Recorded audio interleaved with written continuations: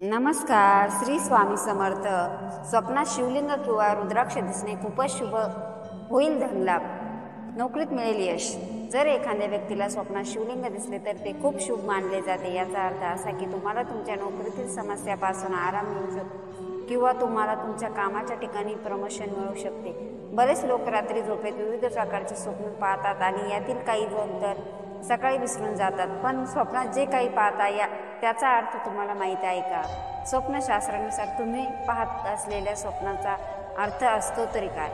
तुमच्या प्रत्येक स्वप्नाचा एक विशेष अर्थ असतो जो तुमच्या भविष्याबद्दल अनेक गोष्टी सांगू शकतो. अशा परिस्थितीत आज आम्ही तुम्हाला अशी काही स्वप्ने सांगणार आहोत. जर काही स्वप्न तुम्हाला पडत असतील तर किंवा स्वप्नात तुम्हाला या गोष्टी दिसत असतील तर तुम्हाला धनवान आणि आरोग्याचे फायदे मिळू शकतात. जर तुम्हाला तुमच्या स्वप्नात महादेव दिसत असतील किंवा महादेवाशी संबंधित गोष्टी दिसत असतील तर ते अतिशय शुभ मानले जाते. स्वप्नशास्त्रामध्ये भगवान शिवाशी संबंधित स्वप्न पाहणे खूप शुभ मानले जाते. अशा परिस्थितीत एखाद्या व्यक्तीला अशा प्रकारचे स्वप्न पाहिल्याने कोणते फायदे होऊ शकतात हे जाणून घेऊया. शिवलिंगाचे स्वरूप. जर एखाद्या व्यक्तीला स्वप्नात शिवलिंग दिसले तर खूप शुभ मानले जाते. याचा अर्थ असा की तुम्हाला नोकरीतील समस्यापासून आराम मिळू शकतो किंवा तुम्हाला तुमच्या कामाच्या ठिकाणी प्रमोशन मिळू शकते. धनलाभ होऊ शकतो. बेलपत्राचा वापर शिवाच्या पूजेत केला जातो. असे मानले जाते की भगवान शिवाला बेलपत्र खूप आवडते. अशा स्थितीत जर तुम्हाला स्वप्नात बेलपत्र दिसले तर जीवनातील समस्याचा समाप्तीचे संकेत असतात.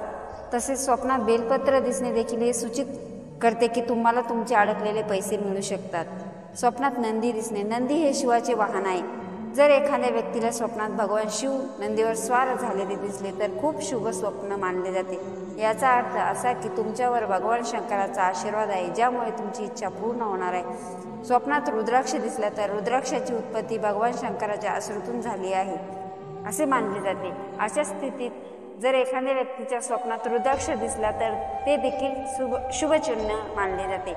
अशा स्वप्नाचा अर्थ असा आहे की त्याला दीर्घकालीन आजारापासून आराम मिळू शकेल.